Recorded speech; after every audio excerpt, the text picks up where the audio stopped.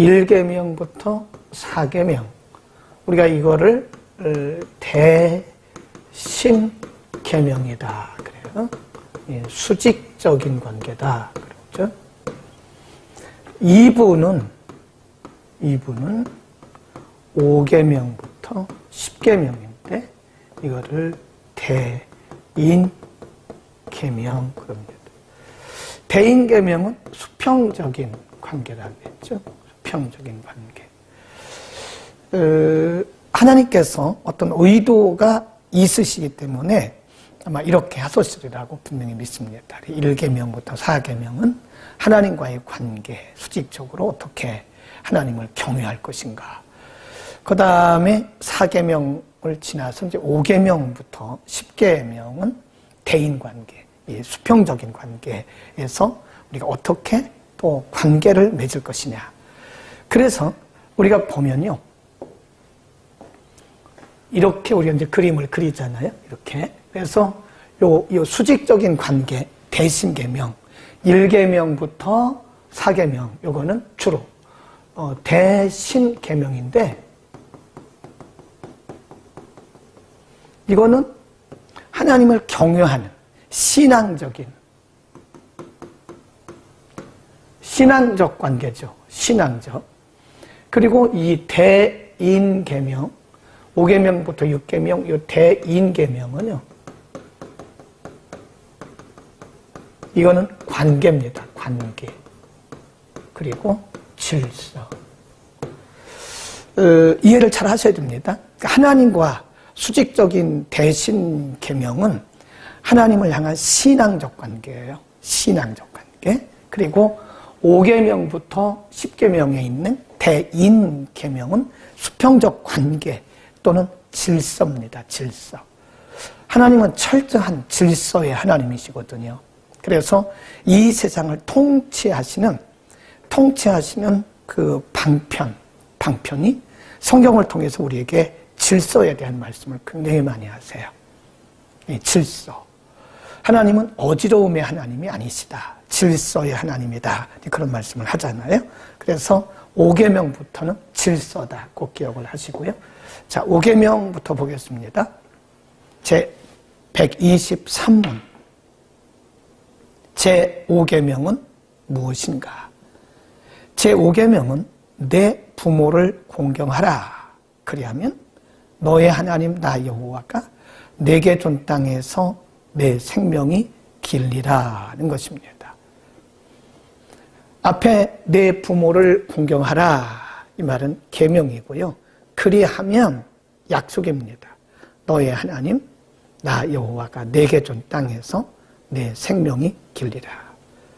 약속입니다. 약속 있는 계명이라고 그래요. 내 부모를 공경하라. 그리하면 그랬잖아요. 에베소 6장에 되어 있는데 약속 있는 첫 계명이라. 그 약속이란 말은 뒤에 그리하면 너의 하나님 나 여호와가 네게 준 땅에서 내 생명이 길리라 하는 것이다. 그래서 우리가 그 5계명을 뭐라 그러냐면 약속 있는 첫 계명이다. 약속 있는 첫 계명. 그 의미가 뭔지 아시겠죠? 약속 있는 첫 계명. 첫 계명이란 말은 대인 관계에 있어서 첫 번째라 그런 얘기예요. 하나님께서 이 계명을 잘 지키는 자에게 약속을 하셨기 때문에 약속이 있는 첫 번째 계명이다.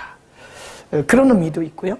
그다음에 첫 번째 계명이라 그 말은 큰 계명이라.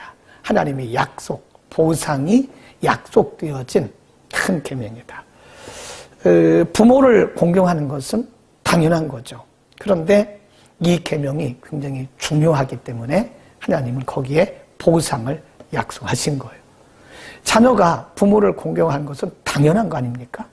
그런데 이게 어렵다는 거예요. 우리가 성경을 보면요, 제5계명뿐만 아니라 하나님께서 어려운 계명 뒤에는 반드시 약속, 보상을 약속하세요. 어렵기 때문에 그런 거예요. 그래서 그 약속을 잘 지키는 자들은 하나님이 그 계명을 잘 지키면 하나님께서 약속하신 그 보상을 반드시 주세요. 예, 어렵지만 하나님 우리에게 주신 그 계명이 어렵지만 그 계명을 잘 지키면 하나님께서 약속하신 그 보상을 주신다. 약속 있는 첫 계명이다. 그 다음에 제123문 제5계명에 있는 부모는 누구를 말하는가? 제5계명에 있는 부모는 혈육의 부모. 첫 번째가 혈육의 부모. 두 번째가 연령, 은사의 모든 윗사람. 특별히 가정, 교회, 국가를 막론하고 우리 위에 있는 권위의 자리에 있는 자들을 다 의미한다. 그래요. 그러니까 내 부모를 공경하라. 그 말씀에 5계명은 가장 먼저 혈육의 부모를 의미합니다. 혈육의 부모. 그러니까 5계명에서 부모란 누구냐? 5계명에서 내 부모를 공경하라 그랬는데 여기서 이 부모라고 하는 것은 여러 가지 의미가 있다는 거죠. 첫 번째는 혈육의 부모. 그러니까 우리를 낳아서 양육하신 혈육, 육체적 부모를 의미하는 것이고요. 두 번째는 연령, 나이.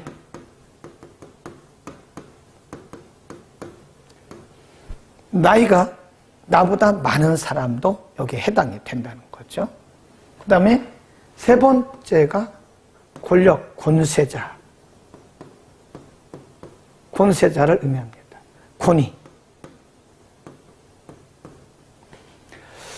굉장히 중요해요. 그래서 우리가 이제 보통 제5계명, 내 부모를 공경하라.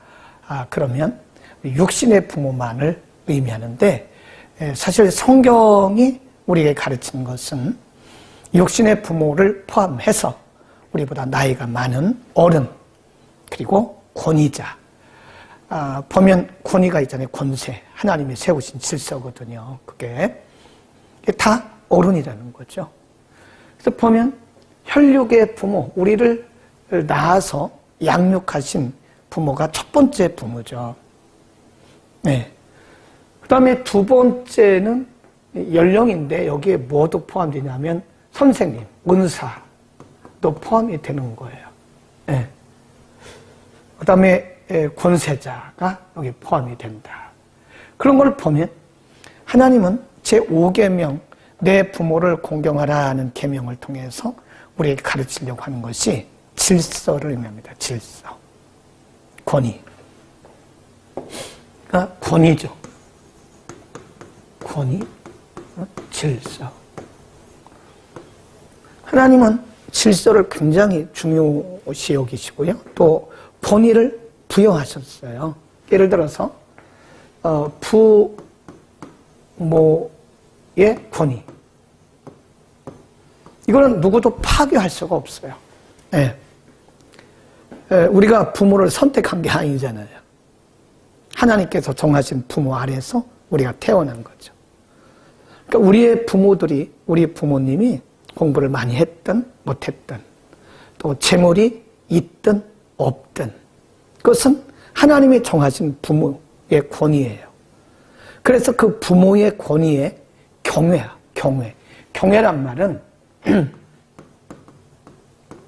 이게 원래 하나님께 사용하는 용어거든요. 그게 부모의 권위에 복종하라 그런 뜻이죠. 잠언에도 그런 말씀이 많이 나와요. 이 부모를 저주하는 자는 돌로 죽여라. 돌로 쳐 죽여라. 그게 부모의 권위에 대한 도전이죠. 부모를 우리가 경외하고 복종하고 순종하는 것은 하나님께서 우리에게 정해주신 질서입니다. 그 권위에 대해서 우리가 복종하는 거예요. 존 칼빈이라고 하는 사람은 이렇게 말을 했어요. 신학자는 부모를 경외하지 않는 자는 짐승 같은 자다. 예. 사실 짐승과 못한 거죠. 짐승들도 보면요, 자기 부모를 압니다. 예. 자기 어미나 자기 아비를 알아요. 짐승들도. 영이 없는 곤충들도 보면 그래 알아요. 새들도 자기 부모를 알아요. 그런데 인간이 자기 부모를 알지 못하고 부모에게 도전하고 부모의 권위를 짓밟는 것은 그것은 짐승만도 못한 것이다. 그런 거죠. 하나님께서 내 부모를 공경하라고 말씀하신 것은 부모에게 권위를 부여하신 거예요. 그리고 우리가 그 명령에 순종하는 것은 바로 하나님의 질서에 순종하는 것이다. 부모를 공경하지 않는 것은 하나님의 질서를 파괴하는 거예요. 그래서 하나님의 질서를 파괴하는 자들에 대해서는 하나님께서 그 상응하는 벌을 내리십니다. 우리가 이스라엘의 역사를 보면 에스겔서라든지 이사야서에서 많이 말씀하는 것 중에 뭐냐면 이스라엘 백성들, 북왕국 이스라엘이나 남왕국 유다 백성들이 하나님의 진노를 받고 그들의 땅이 하나님의 진노를 받아가지고 풍성한 열매를 맺지 못했던 것은 부모를 거역한 죄, 물론 거기 안식일을 거역한 죄도 포함이 됩니다. 우상을 숭배한 죄, 하나님을 경외하지 않은 하나님의 명령을, 하나님의 계명을 무시한 것도 있고요.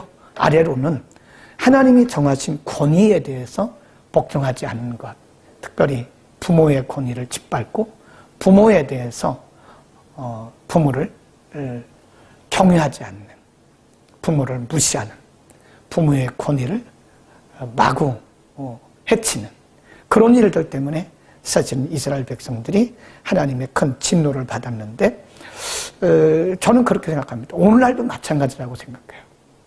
오늘날도 우리 사회가 무질서하고 이렇게 하나님의 진노의 현상들이 이곳저곳에서 나타나고 있는 것은 바로 부모의 권위에 대한 도전.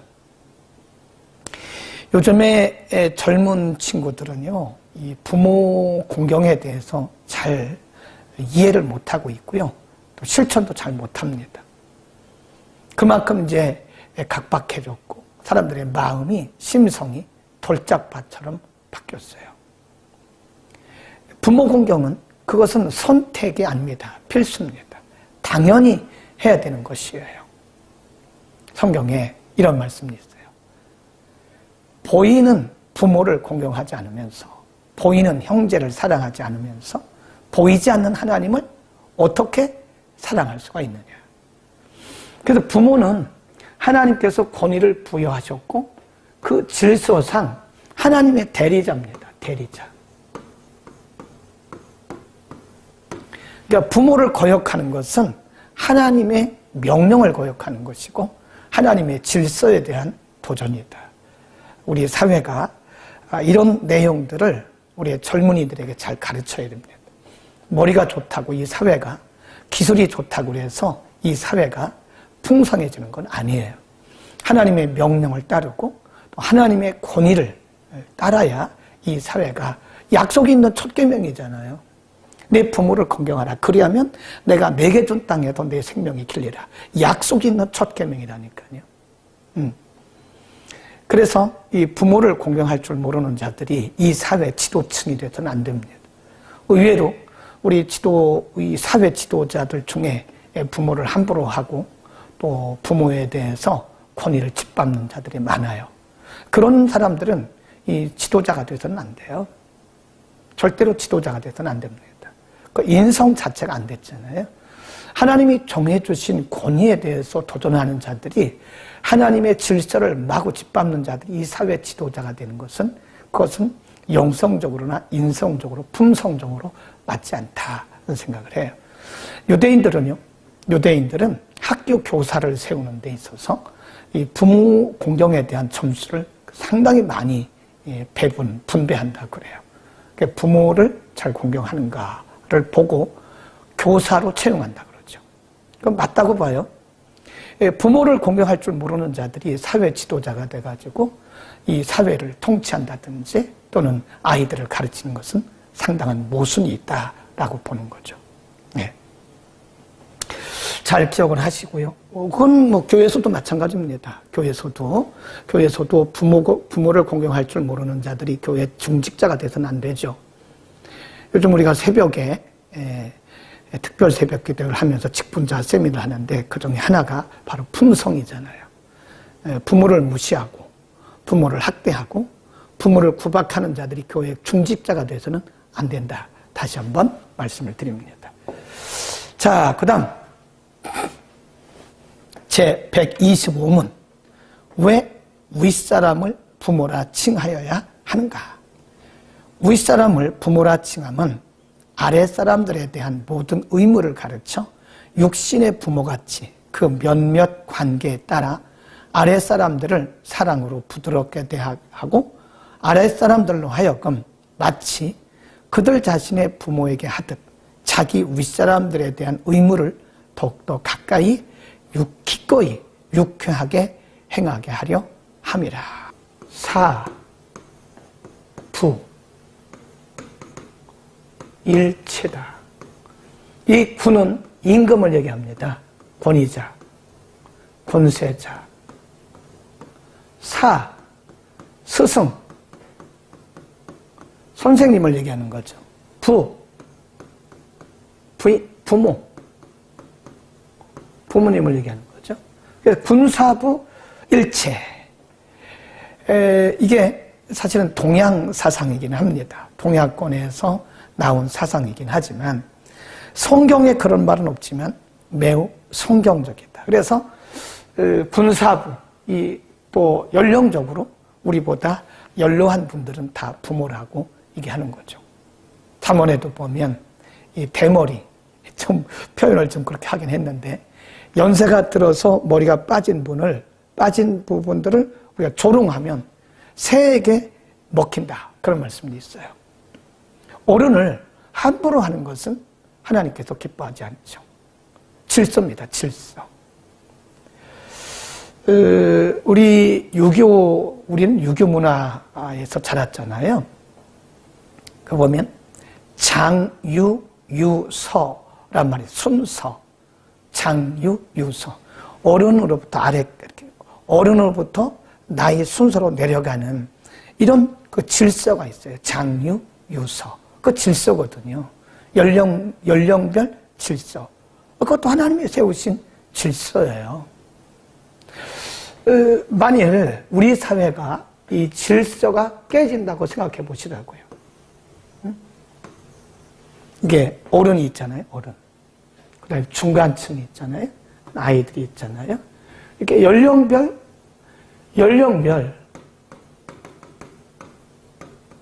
이것도 질서라니까요. 예를 들어서 70이 넘은 노인에게 60대나 50대 젊은이가 함부로 대하고 하는 것은 그 질서를 깨뜨리는 거예요.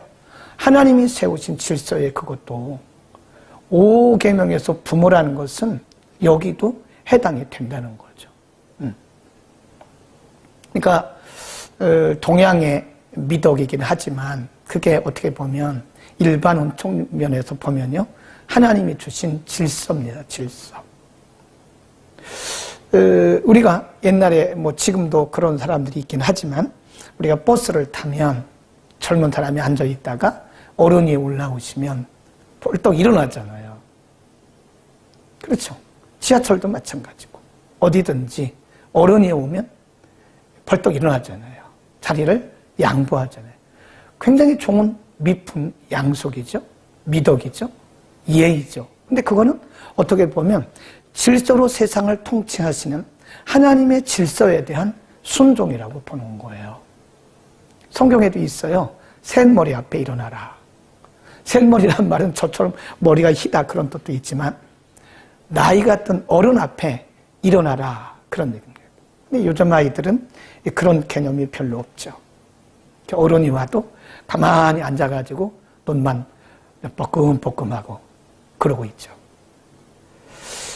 교회에서도요, 이게 우리가 질서를 잘 지켜야 됩니다. 어른이 오셨는데도 가만히 쳐다보고 있고 앉아있으면 안 되죠. 일어나서 인사하세요. 일어나서 인사하세요. 교회 안에서는 또 질서가 잘 지켜져야 아름다운 믿음의 공동체죠. 기도를 많이 한다고 해서 그 영성이 있는 건 아닙니다. 또 성경만 많이 한다고 해서 믿음이 있는 것도 아니에요. 믿음이 있는 것처럼, 성경을 많이 하는 것처럼, 기도를 많이 하는 것처럼 우리가 또 품성적으로도 사람에게 예의를 지킬 줄 알아야 되는 거죠. 그게 하나님의 질서에 대한 순종이고, 질서로 세상을 다스리는 하나님의 통치에 대한 순종이다, 이렇게 보는 거죠. 그래서 이런 부분들, 질서 부분이다. 그래서 요즘에도 보면 아주 아이들이 가정에서 1명 아니면 2명이잖아요. 애들이 아주 버릇이 없어요. 버릇이. 다 그런 건 아니죠. 가정에서 가정교육이 잘 된 부분들은 대부분 잘 되어 있습니다. 그런데 간혹 보면 학교에서 사고들이 많이 나요. 선생님에게 욕을 하고, 선생님을 때리고, 선생님에게 아주 하지 못할 그런 일을 하는 학생들이, 초등학생도 있고 중학생도 있고 고등학생도 있어요. 그것은 우리 사회가 지금 질서 교육이 안 됐다는 거죠. 제5계명에 해당되는 거예요. 그것도. 공부를 아무리 잘하면 뭐랍니까? 선생님 무시하고 선생님의 권위를 인정하지 않는 그런 학생들이 앞으로 공부를 아무리 잘한들 이 사회에 와서 무슨 지도자가 되겠습니까? 그런 사람들은 우리 사회도 지도자가 돼서도 안 되는 거죠. 굉장히 중요한 말씀을 우리가 하고 있는데 아멘을 아무도 안 써요. 교회도 마찬가지예요. 교회도 질서입니다. 이게 이제 뭐 목사님이 있고 장로님이 있고 권사님이 있고 이런 것이 사실은 뭐 이게 계급은 아니라고 그랬어요. 목사가 맨 위에 있고 장로님이 있고 그 다음에 권사님이 있고 그런 거는 아니죠. 그것이 무슨 계급은 아니죠. 그런데 질서입니다. 이 질서가 깨지면 안 돼요. 교회는요. 나라도 마찬가지죠. 나라도 질서가 깨지면 안 되죠. 대통령을 무시하고 장관을 무시하고 그건 아니죠. 그러면 나라의 질서가 깨져요. 그럼 혼란스러워져요. 그래서 성경에 보면 이 권력자들에 대한 질서에 대한 말씀도 하고 있습니다. 한번 볼까요? 우리 로마서로 갑니다. 로마서 13장에 보면요. 질서에 대한 질서, 하나님이 다스리는 질서에 대해서 로마서 13장 1절부터 3절에 보면 뭐 계속 읽어보죠. 7절까지 읽어보겠습니다. 7절까지. 로마서 13장 1절부터 7절까지 한번 보겠습니다. 13장 1절. 각 사람은 위에 있는 권세자들에게, 권세들, 가버너, 권세들에게 굴복하라. 권세는 하나님께로 나지 않음이 없나니 모든 권세는 다 하나님의 정하신 바라. 그러므로 권세를 거스리는 자는 하나님의 명을 거스림이니 거스리는 자들은 심판을 자취하리라. 네, 분명히 보셔야 돼요. 권세는 하나님께서 세우신 거라 그랬어요. 권세를 거스리는 것은 하나님의 명을 거스리는 것이다. 3절. 관원들은 선한 일에 대하여 두려움이 되지 않고 악한 일에 대하여 되나니 내가 권세를 두려워하지 아니하려느냐? 선을 행하라. 그리하면 그에게 칭찬을 받으리라. 4절에 보면 그가 누구죠? 권세자. 권세자는 하나님의 사자가 되어 그랬습니다.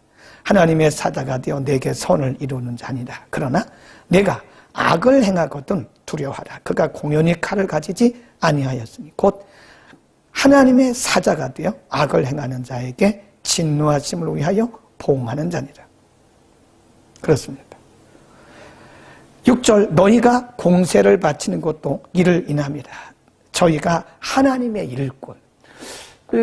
이 권세자들에 대해서 뭐라고 말씀을 했냐면 권세자들에 대해서 하나님의 사자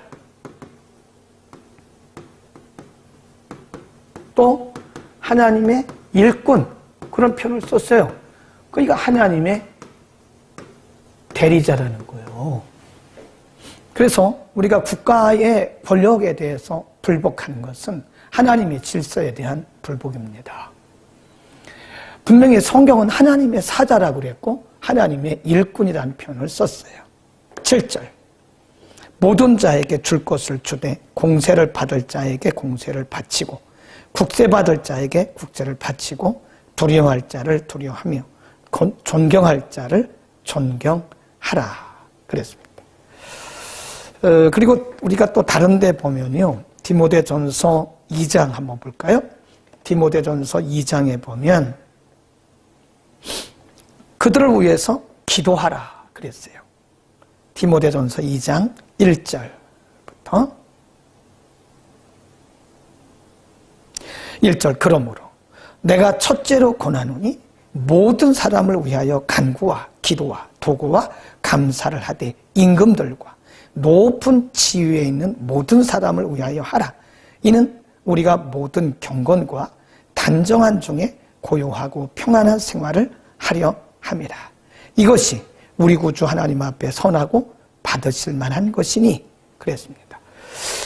그래서 이 권세자들에 대해서 하나님이 주신 하나님이 세우신 질서 하나님의 대리자로 믿고 우리가 거기에 순복해야 되고요.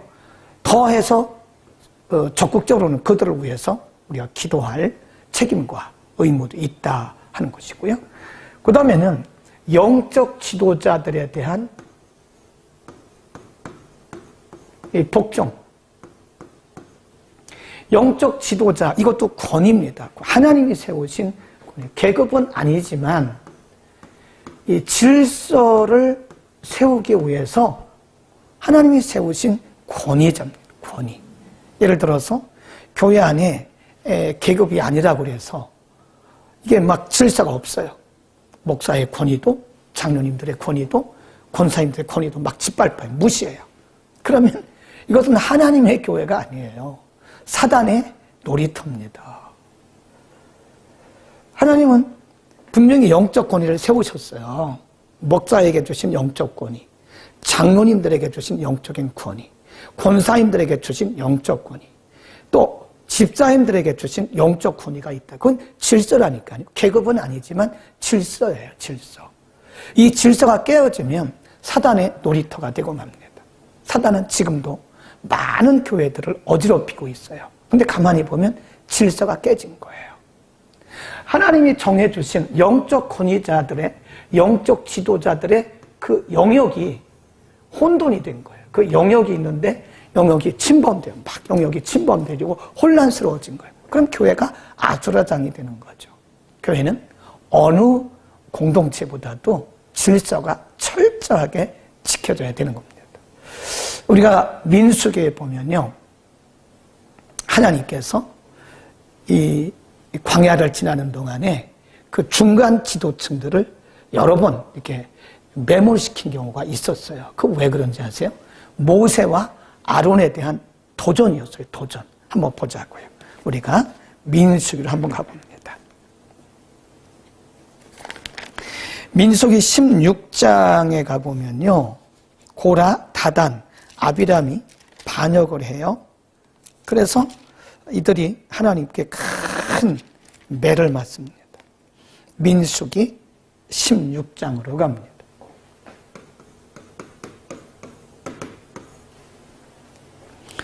자, 민수기 16장 다 펴보세요. 222면 전후에 있습니다. 민수기 16장 1절 레위의 증손 고핫의 손자 이스라엘의 아들 고라와 루벤 자손 엘리압의 아들 다단과 아비람과 벨렛 아들 온이 당을 지어요. 이 사람들이 중간 지도층이에요. 레위 지파에 속한 사람들과, 그리고 여기 보면 또 루벤 자손, 이런 엘리압 자손, 이런 사람들이 중간 지도층인데 당을 지었어요. 그래서 고라 일당이라고 그럽니다. 당을 지어가지고 2절 이스라엘 자손 총회에 택함을 받은 자 곧 회중에 유명한 자 어떤 족장 250인과 함께 일어나서 누구를 거스렸어요? 모세. 그러니까 고라 일당이 당을 지었고 250명을 선동을 또 한 거예요. 250명을 선동을 해가지고 모세를 거스렸습니다. 아론도 거스리고 3절 보세요. 그들이 모여서 모세와 아론을 거스려 그들에게 이르되 너희가 분수에 지나도다. 회중이 다 각각 거룩하고 여호와께서도 그들 중에 계시거늘 너희가 어찌하여 여호와의 총회 위에 스스로 높이느냐. 스스로 높인 게 아니잖아요. 하나님이 세우신 권위잖아요. 모세가 듣고 엎드렸다가 고라와 그 모든 무리에게 말하여 가로되 쭉 말씀합니다. 6절 이렇게 하라.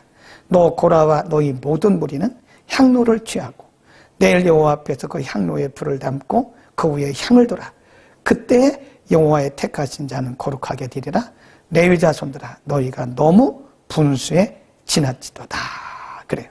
그리고 그 뒤에 가보면 12절 이하에 가보면요. 이들이 나중에 하나님의 큰 진노를 받습니다. 20절 여호와께서 모세와 아론에게 일러 가라사대 너희는 이 회중에서 떠나라. 내가 순식간에 그들을 멸하려 하노라. 그래요. 그리고 쭉 내려갑니다. 31절로 갑니다. 이 모든 말을 마치는 동시에 그들의 밑에 땅이 갈라지니라. 땅이 그 입을 열어 그들과 그 가족과 고라에게 속한 모든 사람과 그 물건을 삼켰어요.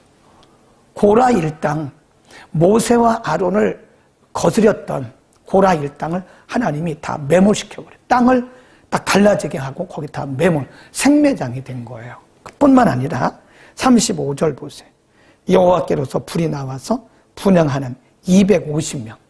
그러니까 고라 일당이 250명을 선동을 했잖아요.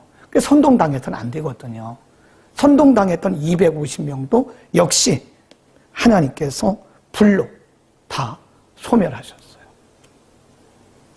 이해하시겠습니까? 하나님께서 모세와 아론을 이스라엘 백성들의 영적 권위자로, 영적 지도자로 권위를 부여하신 거거든요. 모세가 하고 싶어 한 게 아니에요. 아론이 하고 싶어 한 게 아니죠. 하나님의 백성들을 위해서 하나님이 그들을 뽑으셔서 하나님의 권한을, 하나님의 권리를 그들에게 위임해 주, 하나님의 대리자로 삼으신 거거든요. 그런데 잘 나가다가 고라 일당이 이들에 대해서 불만을 품게 된 거예요. 당신들만 지도자입니까? 우리도 지도자인데. 너무 분수에 지나는 거 아니에요? 이러면서 원망하고 거기다가 250명을 선동한 거예요. 그러니까 하나님이 이들을 다 처단하신 거죠. 고라 일당은 가족들까지 다 생매장됐고요.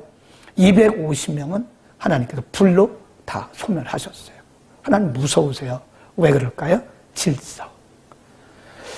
교회 공동체도 이게 다 은혜지만 철저한 질서가 있습니다. 하나님이 세우신 영적 지도자들의 권위를 이거 함부로 했다가는 큰일 나요, 여러분.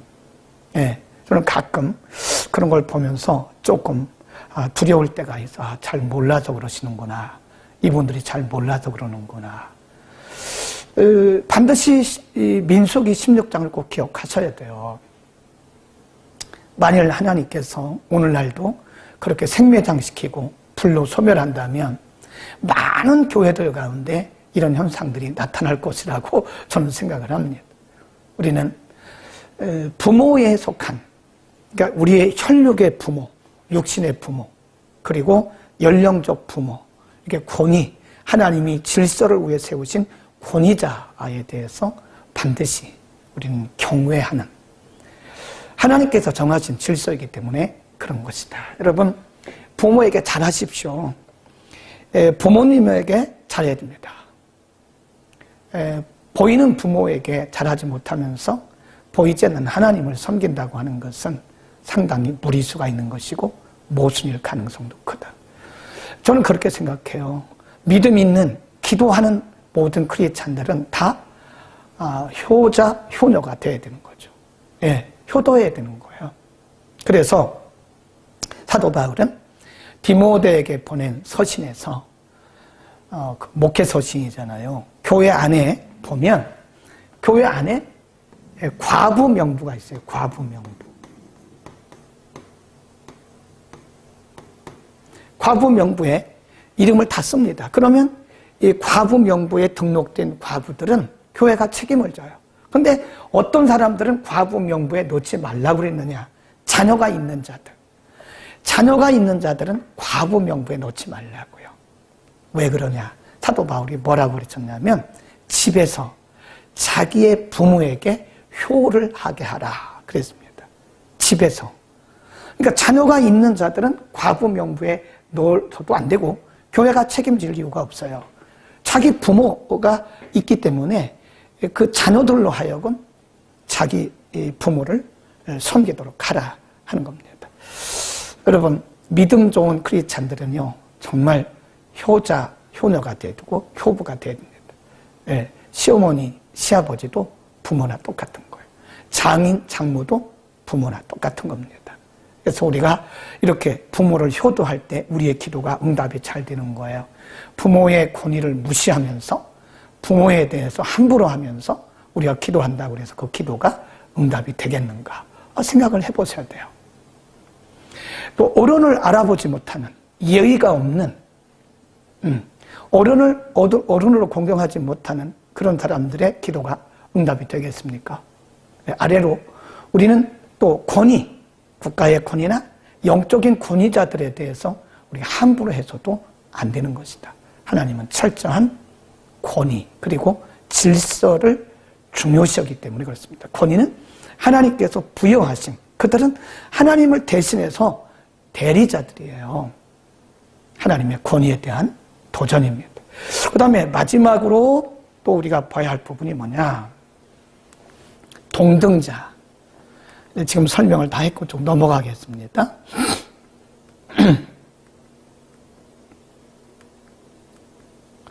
131문. 나머지는 제가 다 설명을 했습니다. 제 131문. 동등자들의 의무는 뭐냐? 동등자란 말은요, 같은 위치에 있는 서로 지체, 그런 것이죠. 동등자들의 의무는 피차의 존엄과 가치를 존중하여 서로 경의를 표하며 피차 받은 바 은사 및 높아짐을 자기 자신의 것처럼 기뻐하는 것이다. 있는 각 지체들, 지체란 말은 이런 부분을 얘기하는 거죠. 그리스도의 몸에 붙어 있는 지체들이라는 거죠. 그래서 우리 몸에 이 지체들이 다 소중해요. 아무리 손과 발이 열심히 움직여도 말을 못하면 안 되잖아요. 말을 아무리 잘해도 내가 눈으로 볼 수 없으면 또 안 되잖아요. 아무리 내가 말을 잘하고 눈으로 보고 손과 발이 움직여도 귀로 듣지 못하면 또 안 되잖아요. 그런 것처럼 그리스도 안에서 우리는 다 우리의 역할과 우리의 사명과 기능이 다를 뿐이지 한 몸 그리스도에 붙어 있는 지체들이에요. 그래서 서로 경외해주고 존중해주고 아껴주고 사랑해주고 그런 겁니다. 굉장히 중요하죠. 우리 로마서 한번 볼까요? 로마서로 갑니다. 14장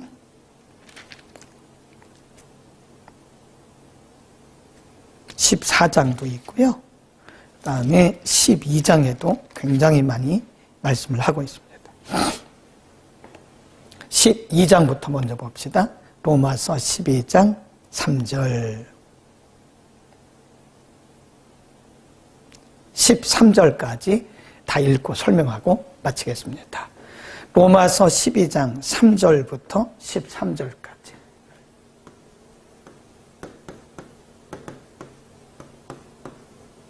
로마서 12장 3절부터 13절 3절. 내게 주신 은혜로 말미암아 너희 중 각 사람에게 말하노니 마땅히 생각할 그 이상의 생각을 품지 말고 오직 하나님께서 각 사람에게 나눠주신 믿음의 분량대로 하라. 그러니까 하나님이 우리에게 믿음의 분량도 다 정해주셨어요. 그러니까 다른 사람의 믿음을 우리가 참견하지 말라는 거예요. 저 사람 믿음 왜 저래? 다른 사람 믿음을 우리가 비난할 것도 없고 부러워할 것도 없어요. 하나님이 정해주신 분량이 있다. 그러니까 마땅히 생각할 그 이상의 것을 생각하지 말라는 거예요. 4절, 우리가 한 몸에 많은 지체를 가졌으나 모든 지체가 같은 직분을 가진 것이 아니니 다 역할과 기능이 다르다는 거예요. 5절, 이와 같이 우리 많은 사람이 그리스도 안에서 한 몸이 되어 서로 지체가 되었느니라. 6절, 우리에게 주신 은혜대로 받은 은사가 각각 다르니 혹 예언이면 믿음의 분수대로, 7, 혹 섬기는 일이면 섬기는 일로, 혹 가르치는 자면 가르치는 일로, 혹 권위하는 자면 권위하는 일로, 구제하는 자는 성실함으로, 다스리는 자는 부지런함으로, 긍휼을 베푸는 자는 즐거움으로 할 것이냐. 혹 이 말은 각각 하나님께서 은사도 역할도 각각 정해주셨다는 거예요. 그러니까 손은 손 역할을 하면 돼요. 손이 발을 비난할 게 없어요. 발은 발 역할만 하면 됩니다. 입은 입 역할만 하면 되고 귀는 귀 역할만 하면 되는 거예요. 다 같은 몸에 붙어있는 지체들 때문에 나는 내 역할만 하면 되는, 내 자리에서 내 역할만 하면 되는 것이다. 그 다음에 9절, 사랑엔 거짓이 없나니 악을 미워하고 선에 속하라. 10절, 형제를 사랑하고 서로 우애하고 존경하기를 서로 먼저 해라. 얼마나 멋있어요. 우리는 서로 지체들이기 때문에, 같은 지체들이기 때문에 존경하기를 먼저 하라는 거예요. 사람들을 무시하고 함부로 대하는 것은 절대로 성령의 사람이 아닙니다. 성령 받은 사람은 다른 사람을 무시하지 않습니다. 함부로 하지도 않아요. 예의 없이도 않습니다. 고린도전서 13장에 보면 사랑은 무례히 행치 않는다 그랬습니다. 성령의 사람들은 굉장히 예의가 바라요. 그 다음 11, 부지런하여 게으르지 말고 열심을 품고 주를 섬기라. 12, 소망 중에 즐거워하며 환난 중에 참으며 기도에 항상 힘쓰며. 13, 성도에 쓸 것을 공급하며 손 대접하기를 힘쓰라. 우리가 서로 같은 지체로서 동등자로서 어떻게 해야 될 것인가, 로마서 12장 읽었고요. 그 다음에 14장에도 가보면 1절에 이런 말씀이 있어요. 믿음이 연약한 자를 너희가 받아주라는 거예요. 믿음이 나보다 못하다고 그래서 내가 믿음이 월등히 낫다고, 믿음이 좋다 그런 생각하지 말라. 믿음도 선물인데요, 하나님이 정해주신 그릇대로 우리가 믿음을 가진 거기 때문에 믿음이 연약한 자들을 받아주라는 거예요. 그리고 비판하지 말라는 겁니다. 믿음이 연약한 자들의 그 연약함을 비판하는 것은 교만이에요. 아무도 다른 사람의 믿음에 대해서 평가할 수가 없습니다. 하나님께서 다 이렇게 선물로 정해주셨기 때문에 그런 거예요. 그런 얘기입니다. 비난하지 마라. 어떤 사람은 모든 것을 먹을 만한 믿음이 있고 연약한 자는 채소를 먹느니라. 먹는 자는 먹지 않는 자를 업신여기지 말고 먹지 못하는 자는 먹는 자를 판단하지 말라. 이는 하나님이 저를 받으셨다 그랬습니다. 먹는 자, 음식이에요. 우상에게 드렸던 그런 음식, 또 레위기에서 말씀한 정하고 부정한 음식, 이런 거에 대해서 먹을 수 있는 믿음이 있다고 해서 먹을 수 있는 믿음이 없는 자를 비난하지 말고, 또 믿음이 없는 자들은 그런 믿음이 있는 자를 또 비난하지 말라는 거예요. 서로 이렇든 저렇든 하나님이 다 받으신 자들이다. 남의 하인을 판단하는 너는 누구냐? 그렇게 말씀하잖아요. 우리는 서로 지체의식을 가져야 됩니다. 서로 지체의식을 가지고 서로 존중하고 사랑하고 관용하고 높여주면서 아름다운 그리스도의 몸을 이뤄가는 것입니다. 아멘. 오늘은 제 5계명을 폭넓게 공부했어요. 그러니까 5계명이라고 하는 것은 우리의 제일 먼저는 우리의 혈육의 육신의 부모님을 의미하는 것이고, 더 나아가서는 권위자, 권세자 혹은 지도자, 그리고 우리보다 연세가 많은 분들을 다 포함하는 것이다. 우리는 예의가 있어야 되고요. 그리고 하나님의 질서를 철저하게 지킵니다. 지금도 오늘날도 하나님의 질서를 깨뜨리는 자들에 대해서는 하나님이 반드시 그 질서를 깨뜨린 것에 대해서 책임을 물으시더라고요. 우리는 질서를 잘 지켜야 됩니다. 여기까지